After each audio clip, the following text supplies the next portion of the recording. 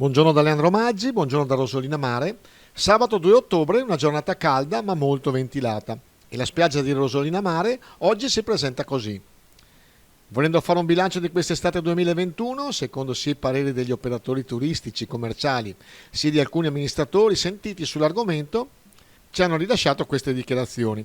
Rispetto alle difficoltà dello scenario attuale, la spiaggia di Rosolina Mare ha tenuto, gli stabilimenti balneari hanno saputo mantenere i clienti abituali, che anche per i noti motivi hanno preferito non trascorrere all'estero o in altre località extraregionali le proprie ferie. Anche la componente atmosferica ha fatto la sua parte positivamente e il caldo torrido di alcune giornate ha favorito l'esodo dall'interno verso la costa.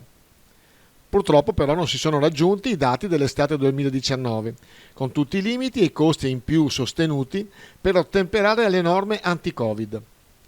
In ogni caso, complimenti agli operatori che in un momento così delicato per l'economia hanno reagito positivamente.